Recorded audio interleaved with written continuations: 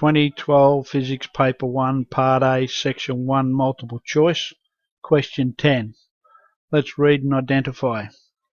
When two small electric charges are held at a fixed separation, they exert a force of attraction on each other of 50 Newton. Let's draw a diagram to show that. When two small electric charges are held at a fixed separation, we'll call that separation R.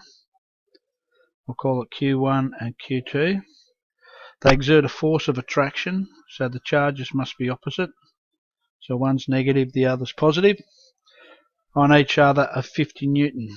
So the force is K Q1 Q2 on R squared. That's Coulomb's law, so we've got to decide that Coulomb's law is going to be the one that we use here, and that's equal to 50 Newton. Now let's have a look at the question.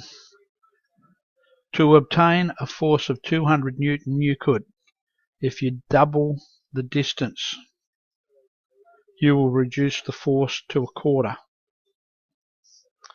If you double the size on both charges, that will be increasing by a factor of 2, increasing by a factor of 2, which is increasing by a factor of 4. If you halve both charges, that'll be multiplying by a factor of a half and multiplying by a factor of a half, which will be multiplying by a factor of a quarter. If you double one charge, that'll be multiplying by 2. So, to get 200 Newton from 50 Newton, you have to have a multiplying factor of 4.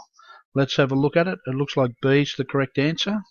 If you double the size of both charges, so if we go here with 2Q1 and 2Q2, and we separate them by the same distance, the force here is going to be K 2Q1 2Q2 over R squared.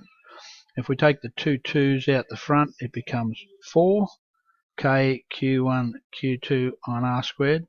And you'll notice here, from our original force, K Q1 Q2 on R squared is 50. 4 times 50 equals 200. Now that makes sense. So our correct answer, therefore, will be B. If you double the size of both charges, you actually quadruple the force.